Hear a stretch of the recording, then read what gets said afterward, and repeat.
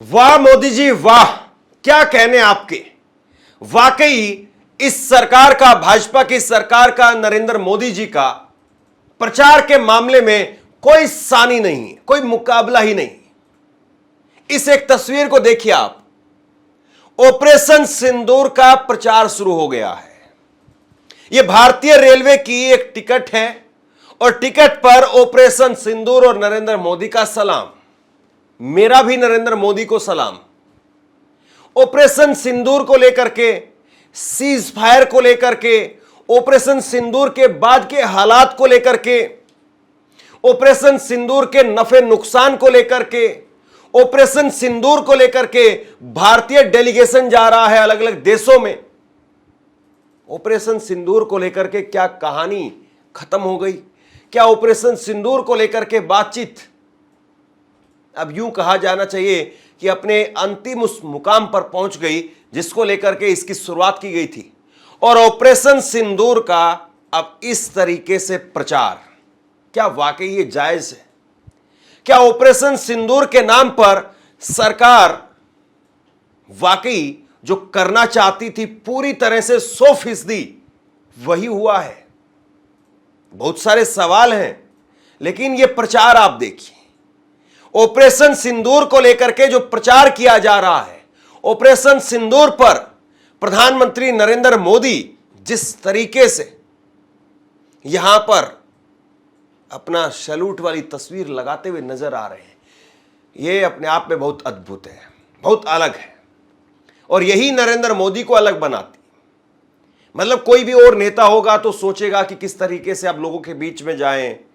Cease fire को लेकर के बहुत सारे लोगों की कहानियां, बहुत सारे लोगों की राय बहुत अलग अलग तरीके से निकल करके सामने आ रही है। आम लोगों की नहीं, बहुत सारे सेना के लोगों की राय निकल करके सामने आ रही है। सेना के कई रिटायर्ड कर्नल अफसर वो कह रहे हैं कि सीज फायर जो किया गया वो ठीक नहीं था, अभी कुछ और अटैक, कुछ और लंबा प्लान करना चाहिए था, पाकिस्तान और घुटने पर आ रहा था, लेकिन पता नहीं क्यों। तो ऐसे में सीज फायर को लेकर के जिस तरीके से प्रचार किया जा रहा है, ये अपने आप में अद्भुत है।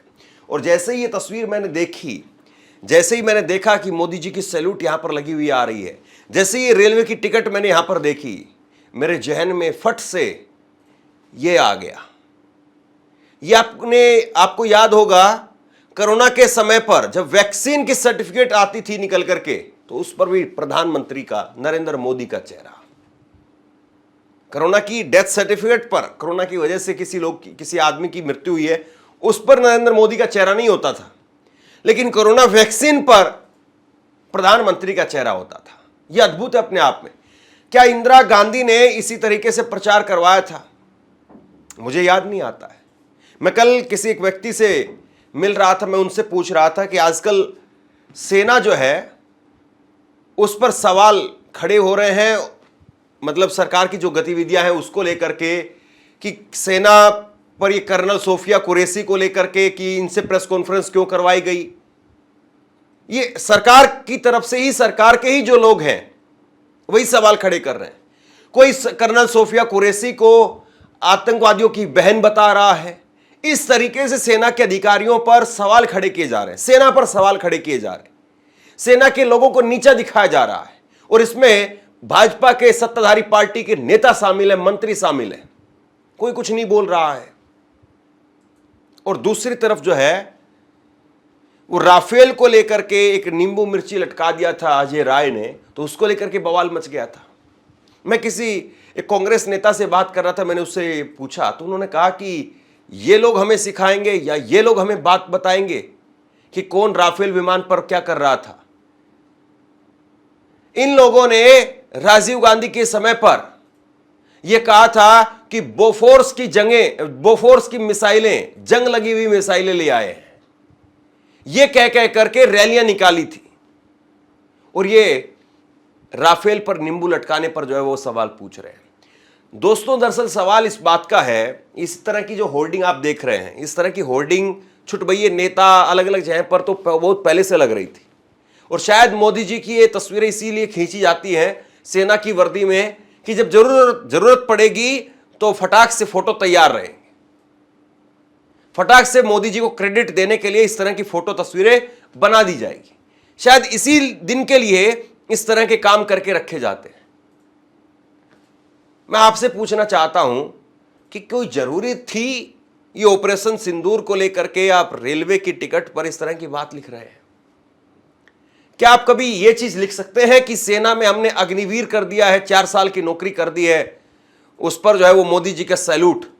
क्या कोई ऐसी तस्वीर आपने देखी है आज तक? जो सेना की बात है, सेना के हक में या सेना में जाने वाले लोगों से जुड़ी हुई बात है, उस पर तो आप पर्दा डाल देते हैं, उस पर आप बात नहीं होने देते हैं, उस पर आप चर्चा नहीं होने देते हैं। अग्निवीर को लेकर के आज भी सवाल है, जाहिर सी बात है। और सबसे बड़ी बात यह कि अभी जो हमारे सैनिक शहीद हुए उसमें अग्निवीर भी शहीद हुए हैं, तो वहां आप ऐसे सैल्यूट वाली फोटो नहीं लगाते हैं। पहलगाम में हमारे लोग क्यों मारे गए, वहां पर ऐसी सैल्यूट वाली फोटो नहीं आती, लेकिन यहां ऐसी सैल्यूट वाली फोटो। कर्नल सोफिया कुरैशी का अपमान किया जाता है, वहां पर ऐसी सैल्यूट वाली फोटो नहीं आती है, यहां मोदी की सैल्यूट वाली फोटो। ये सैल्यूट वाली फोटो कैसे? और इस मोदी की सैल्यूट वाली फोटो की क्या वाकई यहां पर जरूरत थी? ऑपरेशन सिंदूर का सेहरा आप अपने सिर पर बांध रहे हैं और सेना के लोग गालियां खा रहे हैं। गजब का नया भारत है, गजब का नया प्रचार है।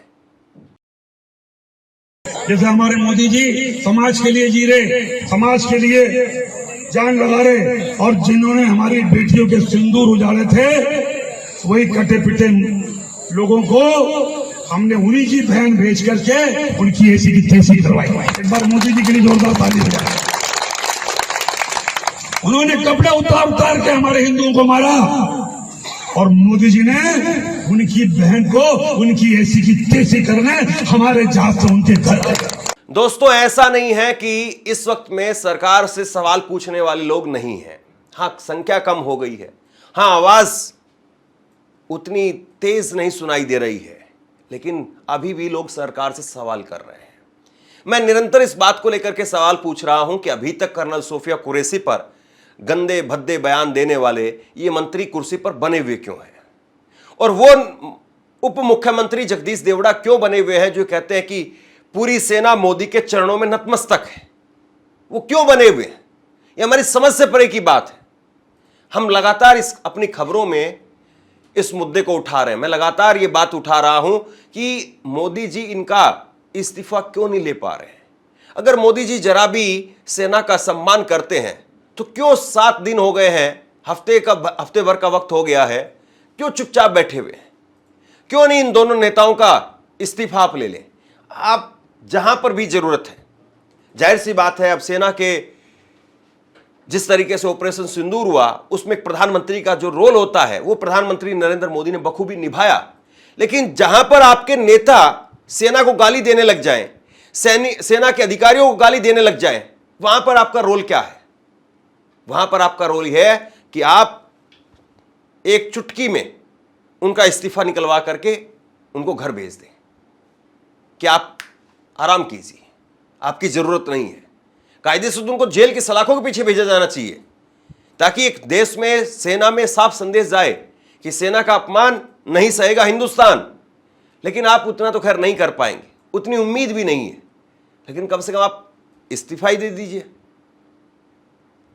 कि ये लोग अपने घर बैठेंगे, अब इनका इस्तीफा हम लोगों ने ले लिया है।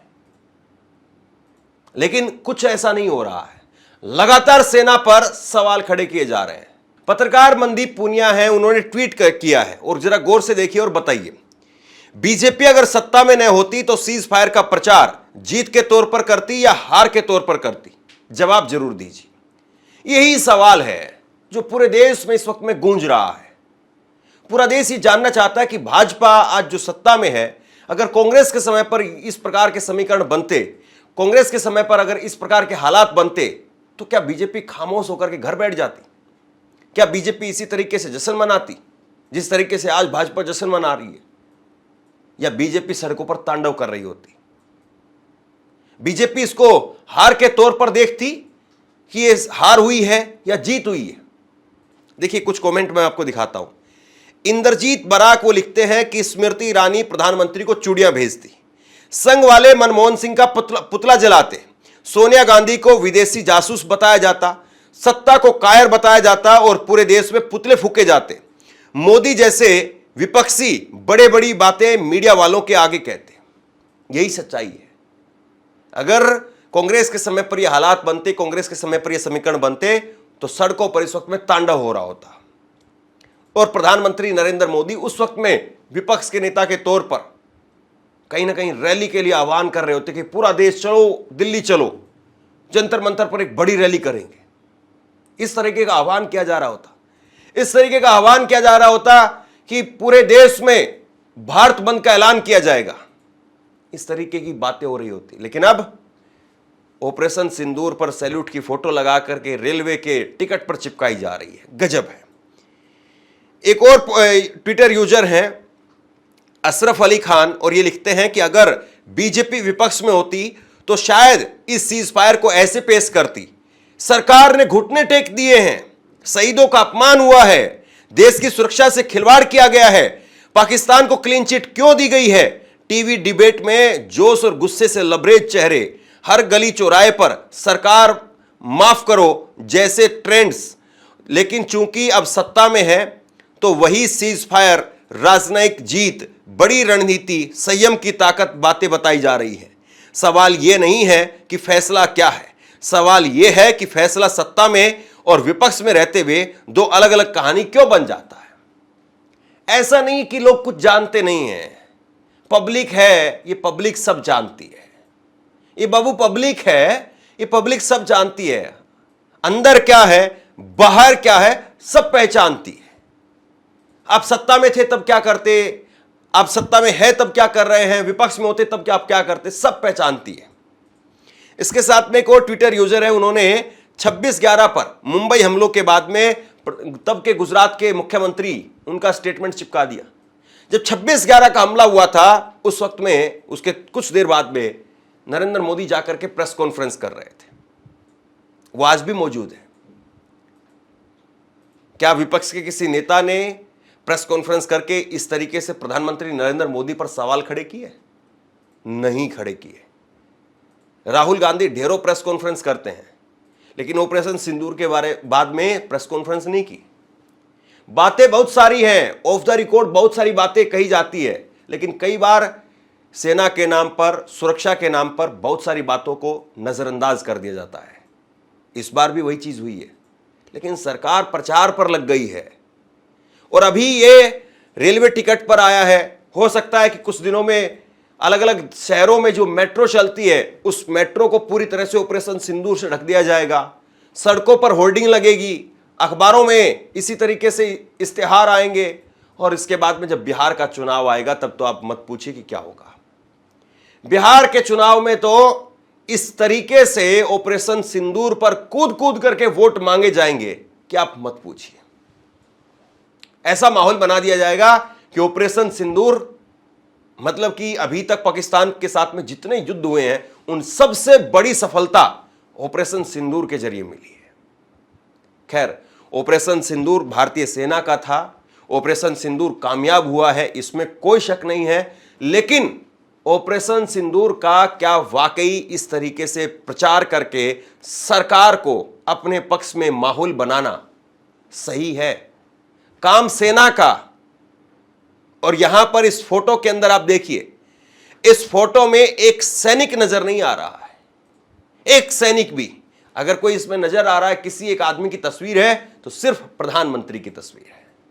अच्छा होता कि आप एक तरफ सेना को भी देते स्पेस, सेना की भी तस्वीर इसमें लगती और प्रधानमंत्री की भी लगती। खैर, क्या ही कहें। इसीलिए मैंने कहा कि वाह मोदी जी वाह, आपका कोई सानी नहीं है।